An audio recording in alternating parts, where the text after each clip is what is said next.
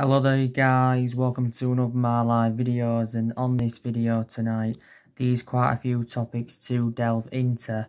So I am going to be giving you a bit more additional information on Jadon Sancho. There's actually positivity coming out regarding Jadon Sancho, and there's lots of other things to talk about. By the way, this is my third video today. My second video is still currently uploading. On the second video that's uploading, of course, I've given you the news on Alice Sane plea from Borussia Mönchengladbach and that. Also kept me up to date of what's been going on with Raul Jimenez, but I do keep you up to date as much as I can because there's so many players on our agenda. I updated you, didn't I, this morning as well, confirming that Manchester United are due to return to training tomorrow, which is very, very good news. Obviously, some teams have returned to training today. Obviously, clubs did vote to return to small group training and stuff like that and that. So this is very, very good news. So this is the first step to, restarting the Premier League, and supposedly the season is restarting sometime next month. I think it's going to be starting on the 19th of June. Like I said, our players were at Carrington on Sunday. The main explanation why our players were at Carrington on Sunday is to obviously, get tests for COVID-19. And like I said, when the season does resume, we're going to have a fully fit squad and that. Obviously, Rashford's been at Carrington in the last couple of weeks anyway. I think he went twice a week in the last couple of weeks, obviously, to step up his fitness regime and that, because Rashford was out with a back injury. Obviously, Pogba's, back now because, he was out with an ankle injury and that. So this is a very, very good news. So that's what I've kept you up to date with today.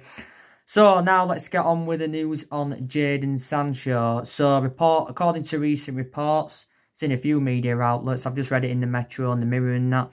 And it says that us and Chelsea have been given a boost in our pursuit of Jadon Sancho.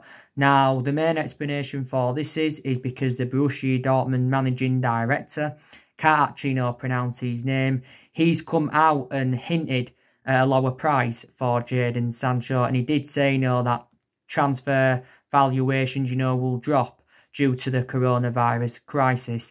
Now, David Ornstein, who is a very credible journalist, he's been talking a lot recently about Jadon Sancho, and he did say that Borussia Dortmund will receive an offer for Jadon Sancho this summer. David Ornstein did say, though, not too long ago, I think it was a day or so ago, was it a couple of days ago, Ornstein said that Jadon Sancho will not be sold for less than £100 million because, Dortmund have remained ruthless over their valuation. They've said, they want at least £100 million for the player. We said the other week, that we are not willing to meet Borussia Dortmund's valuation, so we're not willing to smash our transfer record for Jadon Sancho. It did say last week, and it was stemming from the Evening Standard, saying that we're only willing to pay £60 or £70 million for Sancho, but neither of them figures I don't think are going to be enough to convince, Borussia Dortmund to offload him. Maybe £80 million could be tempting for them, maybe £90 million could be tempting for them, but £60 million or £70 million I don't think is going to be enough for Jadon Sancho. I really, really don't. And that. But I think his actual preferred option is a move to Manchester United, like you mentioned earlier on in the season. If he was to leave Borussia Dortmund, his preference would be a move to Man United. We've been in for Jadon Sancho for quite some time. We first expressed our interest in Jadon Sancho in 2017. This was before he went to Borussia Dortmund and that. And obviously, we was in for him last year, but I think the main explanation why we didn't get Sancho last year is because, we had no Champions League football to offer. Also, too, there has been a lot of uncertainty over Ole Gunnar Solskjaer's future in that. Don't forget, we're willing to offer Jadon Sancho the number 7 shirt if he does come to Manchester United, because I think he'd fulfill our number 7 role really, really well. We've got number 7 vacant at the moment, but like I said, we've had a lot of good number 7s up and down the generations, but our recent number 7s have been very, very inconsistent in that. Sancho still got a contract with Dortmund until 2022, and that's still got a year or so, I think like a year and a half, something like that left on his contract. Now, reports were coming out the other week saying, we've actually changed our plans And they were saying, we're planning on signing Sancho in 2021, summer of 2021, which is next summer, instead of signing him this summer. Borussia Dortmund said the other week they're very, very convinced that Sancho will stay with them for this summer and that. But I don't know if he'll leave Borussia Dortmund, but, definitely, offers will go in for him, like David Ornstein has recently spoken about. Offers will definitely go in for him. It came out a couple of weeks ago saying that, if Sancho was to leave Dortmund, his preference would be to make a move back to London, because Jadon Sancho began his footballing career in London with Watford, and he was at Watford for several years. Obviously, when he left Watford, he went to Man City. City bought him for £500,000. Had a couple of years at Man City. Didn't really get any first team opportunities at Man City, so he had to leave Manchester City. Then, of course, he went to Dortmund. Dortmund is the third club in his playing career. Dortmund only paid $8 million for him from Man City, so if Dortmund do sell him, they'll make a huge profit on the player. Dortmund did say, they're hopeful that they can get around a £92 million profit. But even if they were to sell him for 60 or 70 million, they'd still make a good profit on the player and that. So there you go. They make a very, very good profit on the player. And this has been Jadon Sancho's third season with Borussia Dortmund. Don't forget, he played 11 minutes in Borussia Dortmund's 4-0 win against Schalke at the weekend. Obviously, he couldn't start because he was out with a calf injury, was Jadon Sancho. But I've outlined a couple of reasons why I'd take him at Man United, because he dramatically improves us. Also, too, he's got a very, very good friendship with Rashford. And Rashford revealed earlier on in the season, that he wants Sancho to come. And plus, another reason as well, because he's well proven in the Premier League and that. Fabrizio Romano came out a while ago and he basically, said that, Man United have been working on Jadon Sancho's contract for quite some time, with also been in negotiations with his agent.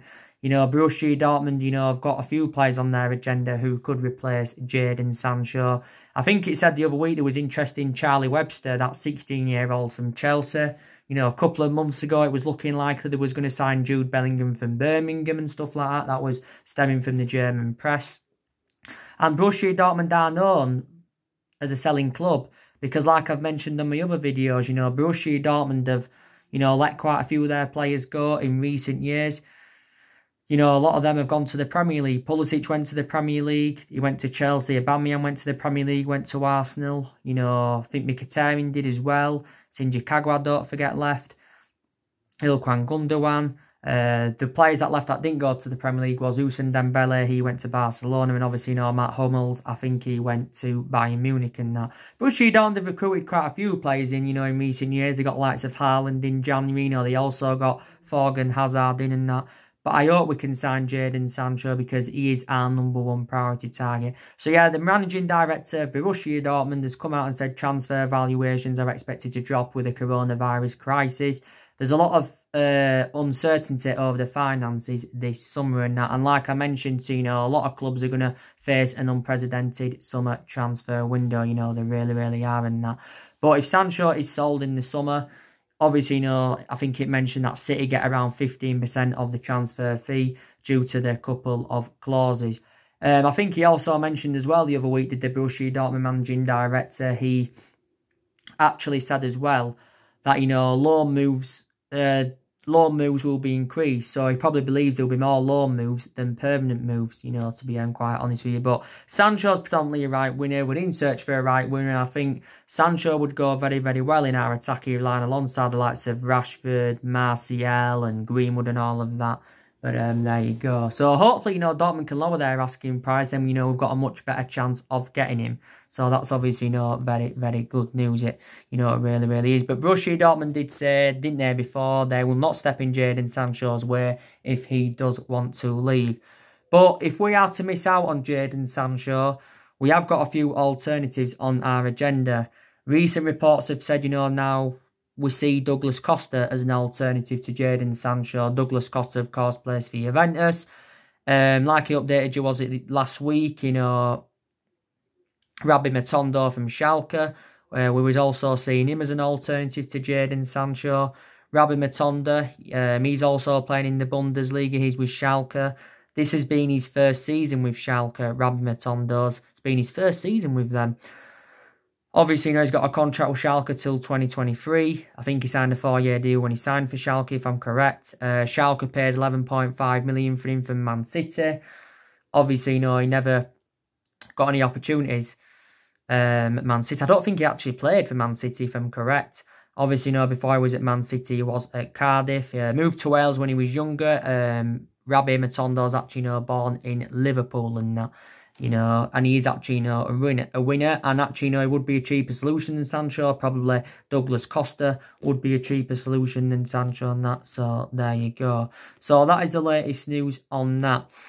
Now, like I updated you as well on my recent video, obviously, Rio Ferdinand has named 3 of the players that he wants Ole Gunnar Solskjaer to sign this summer, and that is Sancho, Saul Niguez from Atletico Madrid, and Kalidou Koulibaly from Napoli. Them 3 players are going to cost us a substantial amount.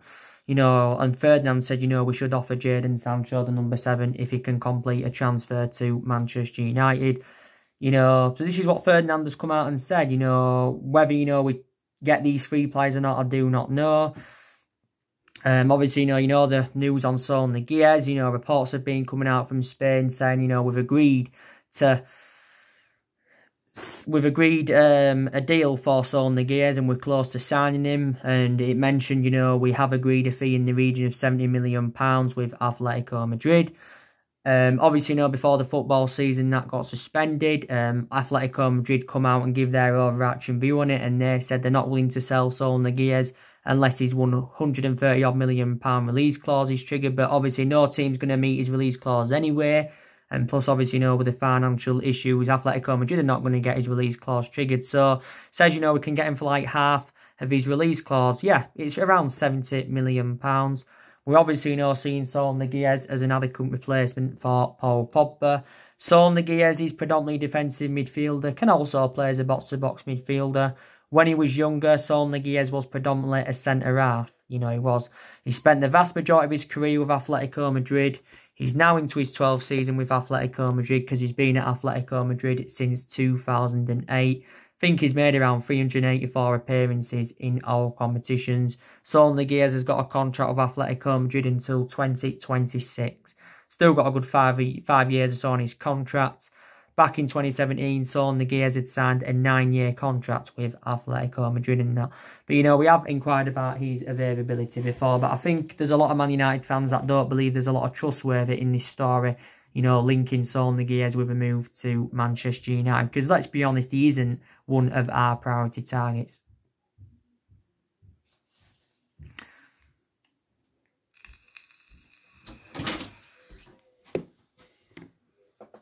What are you doing? That's why electric bulbs went with that one. Yeah. Pass my drink. Don't be putting your fingers on them windows. They've only just been cleaned. Right. Your tea's downstairs. I'll have it soon. It's a French bread pizza and chips. Alright, fella. Shut me door.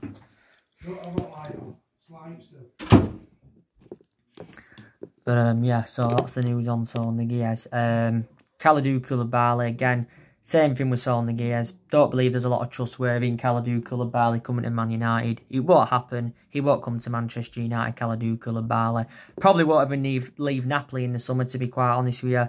We're tempted to go back in for Kalidou Koulibaly because reports were coming from Gazzetta dello Sport, which is an Italian outlet, and they've actually said that Kalidou Koulibaly could be available for £62 million, which is a reasonable figure for the defender of his calibre. Kalidou Koulibaly, not on Virgil van Dijk's level, but I think he's probably in the top 4. The top 5 is Kalidou Koulibaly.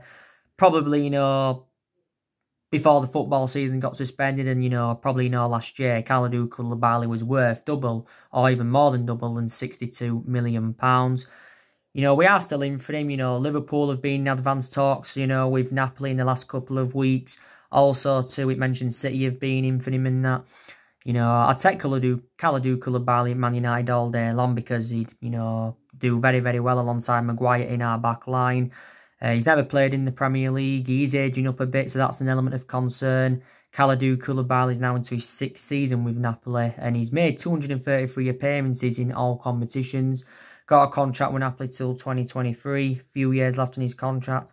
Even if Napoli sold him for 62 million, you know, they'd make a huge profit on the player because they only paid just over £6 million for him from Genk. So there you go. And it also mentions that Newcastle are in for him. Kalidou Koulibaly did tell the Napoli president in March that he wanted to leave. It said the other week from the Daily Star, which is obviously no nonsense, but it said that Koulibaly's made a decision that he wants to leave Napoli at the end of the season. So Koulibaly, Niguez and Jadon Sancho, they're the three players that Rio Ferdinand wants Solskjaer to recommend in the summer and that. But Jadon Sancho looks a hell of a lot more imminent, you know, than Saul Niguez and Kalidou Koulibaly.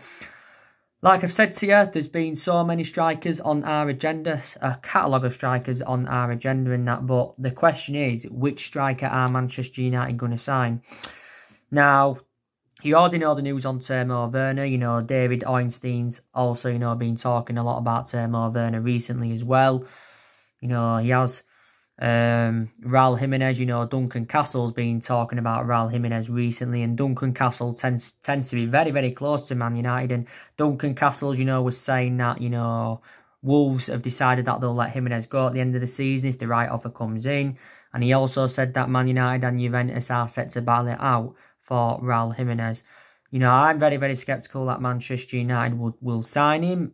Don't get me wrong, I'd take Raul Jimenez if the opportunity was there.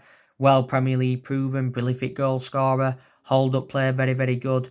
My only element of concern about Jimenez is that he is 29 years of age. And another good thing, though, about him, you know, he doesn't really get a lot of injuries, does Raul Jimenez. You know, he's been at Wolves since 2018 as Raul Jimenez. He's been at Wolves since 2018. Obviously, you know, Wolves got him permanently last summer. Wolves paid 34 million to get him permanently. So I think he's actually Wolves' most expensive signing. Jimenez has got a contract with Wolves, I think, until 2023. Wolves got him permanently, reflecting on what he did on his loan spell with Wolves, Raul Jimenez. So that's obviously, you know, very, very good for them. I think he goes well in Wolves' team alongside Jota and, you know, Adam Traore and that. They really do make a good attacking trio. Wolves have been working on how they come replacement for Jimenez, and that's obviously Carlos Vinicius from Benfica. Obviously, you know, George Mendes has been working with Wolves in recent years as well. I think he played a part in, you know, Wolves getting a couple of, you know, players in and stuff like that. And yeah, so, and obviously, you know, Raul Jimenez himself is aware of the speculation. He knows the clubs that have been linked with him. I think he did say he's happy at Wolves earlier on in the month, but he said if Real Madrid and Barcelona come knocking, you know, then he will consider leaving Wolves. You know, Raul Jimenez's father, who's also called Raul Jimenez, has been, you know, discussing, you know, Raul Jimenez's future with Wolves, and he insists he's happy with Wolves and he's hoping to get Wolves into, you know, Champions League and Europa League positions. You know, Wolves finished 7th last season. You know, reflecting on that, you know, they got qualification for the Europa League, but Wolves will probably want in the 50-odd or 60-odd million pound range, you know, if they are to sell him, because obviously they want to generate quite a bit more money than what they paid for him. You know, that's what it is all about and that. But I'd definitely take Raul Jimenez if the opportunity was there. Harry Kane, he's out of the equation. We're not going to get Harry Kane. Moussa Dembele, you already know the news on Moussa Dembele. Reports were coming out, you know, last week, you know, saying that we'd agreed a fee in the region of 62 million with Lyon for Moussa Dembele and that. But we need a striker. We really, really do need a striker, because it's very, very uncertain that we're going to get Odion Ighalo on a permanent. It's uncertain, what is happening with Odion Ighalo. So there is uncertainty over his future at the club. You know, Shanghai Shenhua have already said, you know, they want £20 million if they are to get rid of him on a permanent transfer. I think we may have reservations though about paying this £20 million to get him permanently. Obviously, you know, Ighalo's already confirmed that he wants his loan at the football club extended. His loan spell does expire at the end of next month, does Odion Ighalo's. But I do expect him to return to Shanghai Shenhua. We paid around £4 million to get Odion Ighalo on loan, and his wages at Shanghai Shenhua are like £300,000 a week, something like that, and we're like now paying like a third of his wages. To be fair, Ighalo's been a good cover up to Rashford. You know, Ighalo, you know, 4 goals in 3 starts, very, very impressive, but I don't think, you know, we will get him on a permanent transfer. You already know the news on Haaland as well. You know, Man United I don't think are going to sign Haaland this summer. Same perception with Madrid. You know, they're not going to sign Haaland this summer. Real Madrid are planning to sign Haaland in the summer of 2021. And Mbappe, they're planning also to sign him in the summer of 2021. Borussia Dortmund and Erling Haaland's agent, Mini Raiola, who was also Pogba's agent in that, you know, they've got an agreement, you know, to keep Haaland at Borussia Dortmund at least until 2022. By the way, Haaland revealed that he turned down Juventus in January because Juventus wanted to put him in their under-23 squad, and you know, and all of that. So there you go. And I think is it next summer or is it in the summer of 2022 when Erling Haaland's release clause becomes active?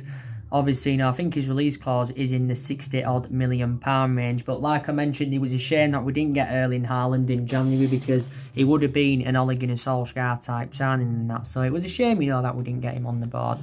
But there you go. Like I said to you, though, it's going to be very, very interesting to see how we approach the summer transfer window. It's going to be very, very interesting to see. It really, really is how we approach the summer transfer window. Like I've said to you, I think, you know, we can enjoy the perfect transfer window this summer. I think we can be the most competitive in the transfer window because, like I said, you know, who are Arsenal going to get? You know, their players are taking wage cuts. You know, Daniel Levy at Tottenham don't like spending money. Also to Chelsea, you know, what they're going to do. You know, City, you know, they're broken financial fair play rules, banned from the Champions League for the next 2 seasons. You know, David Ornstein said Liverpool may not spend out in the summer and that. So I think, you know, we can, you know, be the most competitive in the summer out of the top 6 sides. And I think the top 6 sides do fear our transfer strategy for the summer. They really, really do in that. You know, they really, really do.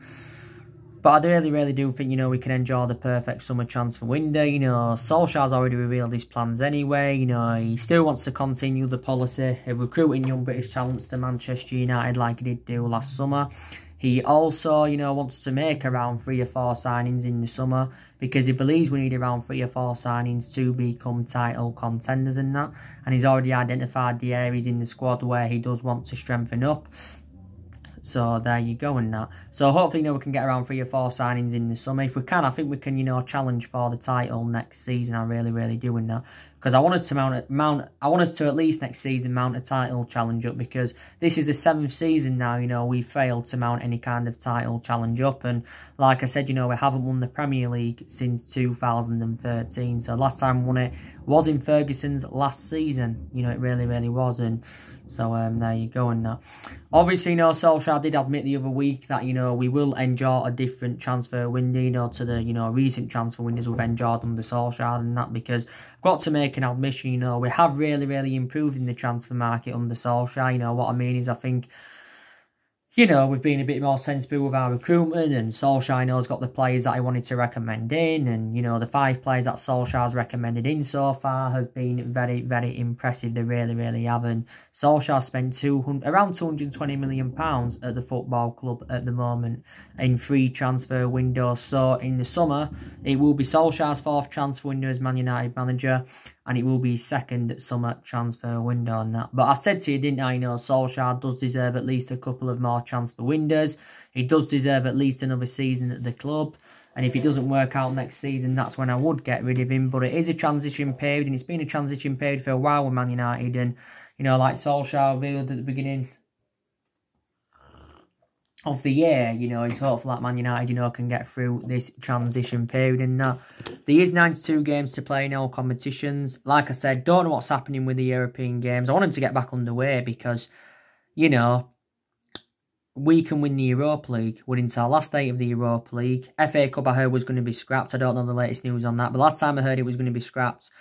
I'd love us, you know, I'd love the FA Cup to continue as well, because that's also another chance of us getting some silverware on the board and that. So there you go. We've lacked silverware in the last 6 or 7 years. We've only managed 3 trophies since Fergie left, and that was the FA Cup under Van Gaal and the Europa League and the League Cup under Jose Mourinho and that. So there you go. Like I said, Tino, we have made a lot of mistakes in the last 6 or 7 years, and that's one of the main explanations why we've been so inconsistent. Prime example, the mistakes we've made. You know, there's players over the years we've brought in who we shouldn't have got rid of. Shouldn't have got rid of Lukaku last summer, shouldn't have got rid of Herrera and that.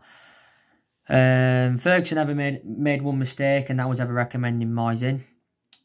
Maybe we made a mistake giving Solskjaer the job permanently. Maybe we gave him it a bit too soon. Maybe we should have waited a bit longer to see if it would be the right decision to give him it permanently. But we give Solskjaer the job permanently, reflecting on what he did in that 3-month period when he was the interim manager and that. I think there's a lot of players that we've recruited in the last 6 or 7 years, and they've been the wrong calibre players for Manchester United. We've also been criticised, for overpaying for players and stuff like that, and we've also got players on big contracts at the football club. So we made a lot of mistakes in the last 6 or 7 years or so. Like I've said, there's things I've credited Solskjaer for since he came in, such as like the players he's brought in. He's promoted the youth very, very well.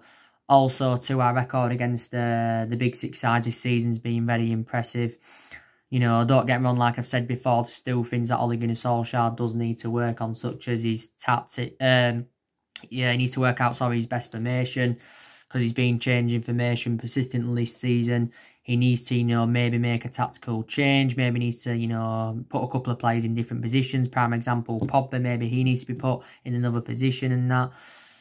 He's tried a few different elements, though, to be fair to Solskjaer, so there's still things he needs to work on. His approach to the games against lower opposition, do need to improve a little bit. Solskjaer is inexperienced as a manager, and that is an element of concern. But the longer he remains in the Man United job, he's going to be gaining more managerial experience, because obviously before he was at us, he was at Mould, and he won a couple of Norwegian titles at Mould. Before he was at Mould, he was at Cardiff. Obviously enjoyed a very short tenure with Cardiff. Managed 29 games for Cardiff, did Solskjaer. The main explanation why he got sacked from Cardiff is because he got Cardiff relegated. And, looking at earlier on the season, we were facing a relegation battle and that. So I don't know if he's the foreseeable future for Man United, Solskjaer, but I hope he is. I really, really do hope he is in that. Like I said, Ed Woodward's backing him. Ed Woodward has assured quite a lot of times this season that Solskjaer's job is safe. And he's also, determined to back him in the summer transfer window. I think the Glazers are also willing to back Solskjaer. We've had a lot of problems with Ed Woodward for several years, and, we've had a lot of doubts about, the club's ownership. So not all of the blame stemmed from the manager and that, let's be honest. But Man United, we're not known for a sacking club. We have sacked 3 managers since the Ferguson era, and that was Moyes, Van Gaal and Mourinho.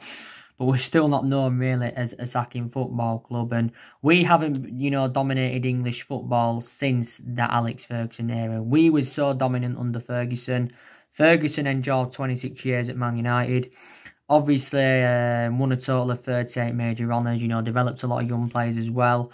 Also, was very competitive in all the transfer markets that we had under Ferguson. He always got, the players that he wanted. Well, to be fair, there's been players up and down the generations that, we missed out on who, in reality, we should have signed. But that wasn't only Ferguson, we missed out on players. Obviously, there was a few players under Mourinho, went in for, didn't get them. Perisic, Griezmann, we should have got them 2 players, but we didn't.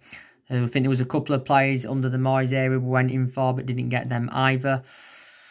Like I said, we should have got Ireland in January under Solskjaer and that, so there you go. But there again, Ferguson didn't win out in his first 4 years at Manchester United, So when recommending him in 1986, he didn't win anything from 1986 to 1990. And, he was under pressure. He really, really was. He was close to getting sacked, by the way, was Ferguson and that. But we have been playing catch-up for the last 6 or 7 years. Like I said, we're going to get rid of players in the summer. And Solskjaer's got rid of a lot of the deadwood since he come in, so that's another positive I forgot to mention. Like I said, Jones is going to go in the summer when the transfer window opens. Lingard, I think, is going to go as well, because we're very, very infuriated with Lingard. Probably the worst Manchester United player. I think we'll get rid of Pereira. Delors could go. I think Angel Gomez is leaving the club as well. Angel Gomez, I think he's definitely leaving the club, to be honest with you. I think he's going to go on a free transfer next month, when his contract expires, because there's just been no signs whatsoever of Angel Gomez signing a new contract at the club. We're also going to loan out Garner and Dylan Levitt as well, so we're going to loan a couple of players out. Sanchez, I don't know what's happening with him, to be quite honest, whether he comes back to Man United or whether we loan him back out or we get rid of him permanently. Can't see us getting rid of him permanently, reflecting on his substantial wages. So players are going to leave. Smalling and Rojo will go on permanent transfers as well. You know the news on Pogba. Still uncertainty over Pogba's future, let's be honest. I think it recently confirmed that Paul Pogba had purchased an apartment in Miami. And I think he's got like a private beach in it as well. That's what recently, got confirmed. I expect Paul Pogba to stay at Manchester United next season. I really, really do. And I'm excited about the prospect of him, playing alongside Bruno Fernandes in our midfield and that. They will complement each other fantastically well. I haven't really had a perception on Pogba this season because his appearances have been limited, due to his injuries and that. But Paul Pogba has revealed his plans, ahead of his return. He's aiming to be the best player in the world and that. Pogba's got a year left on his contract, but the club do have an option to extend it for a further year. Obviously, we said if we were to sell him this summer, we'd want around £100 million. Obviously, Juventus, still want him. They try to include a couple of their players as part of the deal to get Pogba, so they don't have to pay £100 million. There's been talks of Rabiot, Ramsey, Federico Bernardeschi. They're the players that Juventus are willing to offer us. Also to Milan Pjanic. Still mentions that Real Madrid are in for him. Confirmed the other week, though, that Real Madrid had dropped their interest because of Paul Pogba's wages in that. So, there you go. So, yeah, so that's really everything to update you with today, guys, on this video. Drop your comments, likes below. If you do, consider subscribe as always, and take care. God bless you all again very, very soon.